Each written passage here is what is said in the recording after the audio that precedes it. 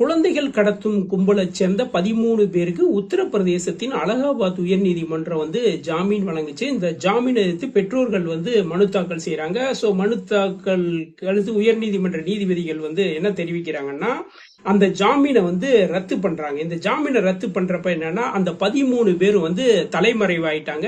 இந்த 13 பேரத்தையும் 2 மாசத்துக்குள்ள பிடிக்கணும் அப்படின்னு சொல்லியிருக்காங்க. இதுக்கிடையில சில விஷயங்களை உயர் நீதிமன்றம் தெரிவிக்குது. அது என்னன்னா, மருத்துவமனைகள்ல குழந்தைகள் காணாம பண்ணா அதனுடைய லைசன்ஸை ரத்து பண்ணுங்க அப்படின்னு சொல்றாங்க. குழந்தைகளை ஜாக்கிரதையா வளங்க, அதாவது கண்காணிப்போட இருங்க அப்படின்னு சொல்லியிருக்காங்க. குழந்தைகள் கடத்தல் எதுக்காக நடக்குதுன்னா, பாலியல் விஷயத்துக்காக நடக்குது. பிளஸ் என்னன்னா, பிச்சை எடுக்கிறதுக்காக நடக்குது. இந்த குழந்தைகள் தத்தெடுப்பு சட்டங்களுக்கு பல காலங்கள் ஆகுது, பல ஸ்ட்ரிக்ட் ரூல்ஸ் இருக்கு.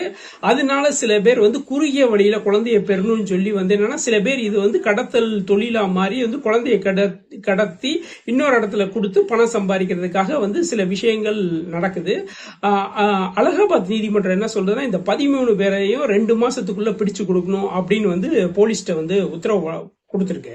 இந்த வழக்குல பாத்தீங்கன்னா, உத்தரப்பிரதேச அரசு மெத்தனமா செயல்பட்டு இருக்குன்னு சொல்லியிருக்காங்க. மேல்முறையீடு கூட செய்யல அப்படின்னு சொல்லியிருக்காங்க. குழந்தைகள் கடத்தல் தொடர்பான விசாரணைகளை அந்தந்த உயர் நீதிமன்றங்கள் விரைவாக விசாரிக்கணும்னு சொல்லியிருக்காங்க. இந்த உத்தரவுகளை செயல்படுத்தாத அரசு அதிகாரிகள் மீது நீதிமன்ற வழக்கு உத்தரவு பிறப்பிக்கப்படும் இருக்காங்க.